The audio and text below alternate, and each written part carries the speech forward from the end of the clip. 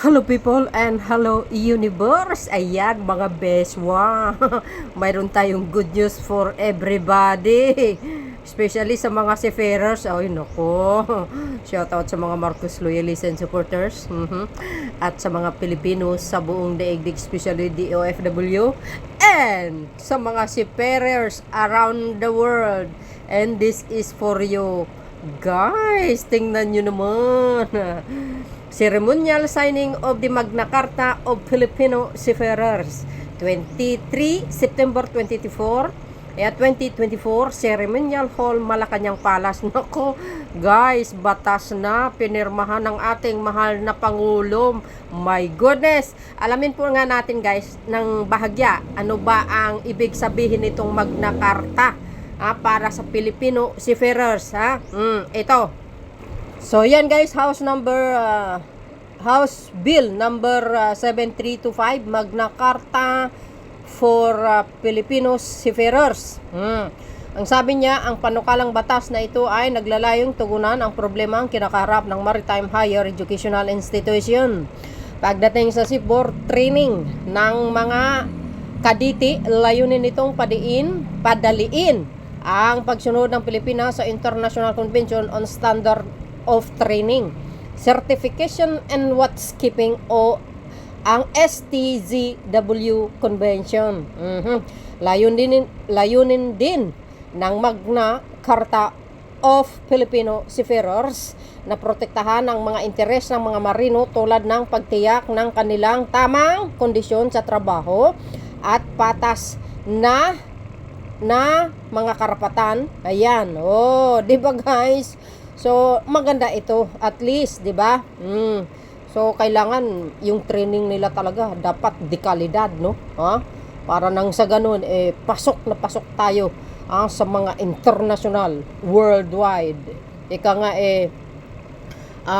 alam niyo sa Europe, no? Actually, hindi yata tayo nagkaroon ng mga seaman doon. Dahil nga doon daw guys sa kulang sa training ba, no? So ang ginawa ni Pangulong Marcos Jr. noong 2023 yun, at pumunta siya doon, nakipag-usap siya guys sa presidente ng EO, no, European country, na kung pwede papasukin ang mga Filipino seafarers. So sa kanyang pakikipag-usap mga kababayan ay talaga namang God is good all the time. Talagang sinang-ayon kaagad ng presidente ng EU. Di ba? So, ibig sabihin sa madalang salita, ay allowed na ang Filipino seafarer makapaglayag sa bandang Europa, mga kababayan. At hindi lang 'yan, mga besa, ang tanging hiling lang ng European country na paigtingin ang kanilang mga training skills. Di ba? Di ba parang andito na rin. So dahil dito guys, yun lang po ang aking nabasa, no? Ito last 2023, correct me if I'm wrong. I-research nyo yan, no? Nagpunta yan si Pangulong Marcos Jr. Doon, international visit yun. Sus Mariusep, congratulations sa mga seafarers. And panoorin nyo ito guys, yung buong statement ng ating Pangulong Marcos Jr. sa pagperma niya para maging batas itong Magna Carta para sa mga Filipino seafarers, no? Tunghayan natin at saksihan natin sa araw na ito, 23 ng September 2024. But before that, don't forget to like, hit the button bell para lagi kayong update sa aking mga upload videos. So, yan. And of course, guys, salamat sa House of Representatives. Mahabang pag-usisa ito, guys, ngayon lang natapos at pinipirmahan na ng Pangulong Marcos Jr. Ito na. May we request the President to please ascend the stage and approach the presidential table.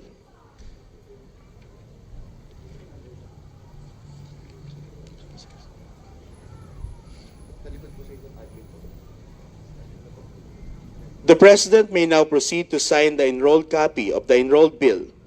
Upon signing of the harmonized version of Senate Bill number 2221 and House Bill number 7325, it shall be known as Republic Act number 12021, entitled an act providing for the Magnacarta of Filipino seafarers. The law codifies the protection of the rights and overall welfare of domestic and overseas Filipino seafarers, promotion of their full employment, and ensuring equal opportunities in the maritime industry, regardless of sex or creed, including access to education, training, and development consistent with existing domestic and international laws, standards, and conventions.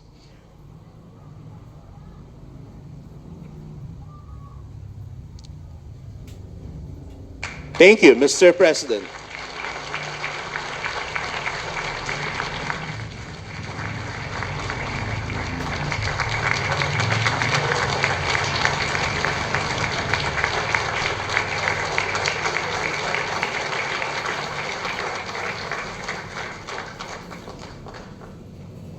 My fellow workers in government, distinguished guests, ladies and gentlemen, good morning. Today, we gather for this ceremonial signing of the Magna Carta for Filipino seafarers, an act that transcends what we have seen today, just mere ink and paper. It's way beyond that. It is not just a tribute to our seafarers' sacrifices, not just now, but over the many, many, many decades when they established themselves as the first overseas Filipino workers before the term OFW had even been coined. It is a tribute to their sacrifices, but a call, not only a tribute to their sacrifices, but a call to weave together a future that they can be proud of. One where their voices are heard, their rights are upheld, their families feel the support of a nation that understands the weight of their duty. More than helping just economic growth, helping drive just economic growth, our seafarers are the heartbeat of countless Filipino families. They are in many ways the heroes of the modern world, linking bridges between nations, connecting markets, carrying the Filipino spirit in every corner of the globe. But behind every voyage lies a reality that we, as a nation, have too often overlooked. Long way away from their homes and their families, the weight of isolation, of unpredictable conditions, countless threats to their safety and their security, especially this past year with what is happening around the world, especially in the Red Sea. Cargo ships and tankers traveling along that route have been attacked with missiles and with gunboats. Last month, it happened once again with a Greek oil tanker. And these are not just occupational hazards. They are actual human experiences. So today's signing of the Magna Carta of Filipino seafarers is our collective acknowledgement of these sacrifices. It is our way of telling our seafarers, we see you, we hear you, and we are here to support you. This would not have been possible. This would not have been possible without the dedication of our legislators in bolstering seafarers' rights, addressing their challenges, empowering their dreams. For this, we thank you all.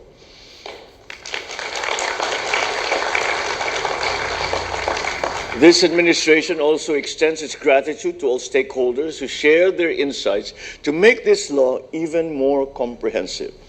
Our different perspectives helped us produce this Magna Carta that encompasses our shared goal to make Filipino seafarers, the industry, and the country prosper both in domestic and international waters. At its core, this new law aims to uphold the fundamental rights of our overseas seafarers, their rights to fair wages, safe working conditions, and skills and competency development, amongst others. But let us not lose sight of what these rights mean. Fair wages are not just about numbers on a paycheck. They are about the dignity of being compensated fairly for one's hard work and dedication. Safe working conditions are not just about compliance. They are about ensuring that every overseas seafarer who sets sail will come home safely. Skills development is not just a provision in the law. It is about upgrading their qualifications to promote career growth. It's about providing them tools, training, and support to become more competitive both here and abroad. When we speak of protection, We speak of shielding our seafarers not only from the perils of the sea, but from exploitation and discrimination that have too often been tolerated. Specifically, the Magna Carta will strengthen our legal framework to ensure that Filipino seafarers receive adequate training, secure contracts, just wages, and fair benefits. This will seamlessly align with the standards for training certification and the watchkeeping, or STCW, as well as the accepted global maritime labor laws. By creating a more robust certification process, we ensure that our seafarers are not just compliant, but exceptional and equipped to meet the demands of an evolving maritime industry. Clear protocols for grievances and disputes are also enforced to help resolve issues and concerns of our seafarers. This Magna Carta will also strengthen the role of our maritime institutions and stakeholders by setting the standards for the quality of accommodation, food, medical care, and other services that are provided for seafarers. To protect our seafarers from unfair labor practices, we are also setting up mechanisms so that Filipino seafarers is not just that the Filipino seafarer is not just any other worker, but a valued professional whose rights are protected by our laws. By prohibiting the imposition of recruitment, placement, visa, or other related fees, we hope to alleviate some of the financial struggles that our seafarers that they have to go through, even before they board a vessel to set sail in international waters. This law also confronts the emerging challenges of modern seafaring, including digitalization and automation. As technology reshapes the maritime landscape, the Magna Carta ensures that our seafarers are equipped with skills to navigate the future of the industry. It commits to lifelong learning and skills development, recognizing that the seafarer must not just adapt, but prosper in a rapidly changing and evolving world. To every seafarer, this is for you. You are the embodiment.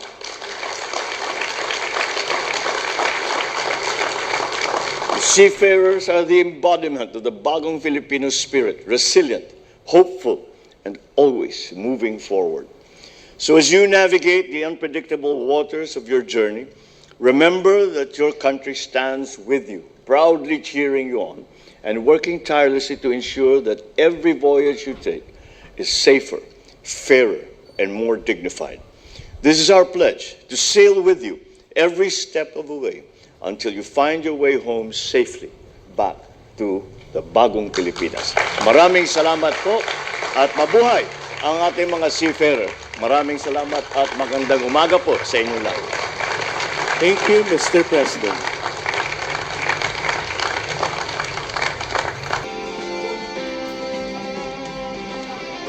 Please exit to your right. Thank you. Private stakeholders, please come on stage.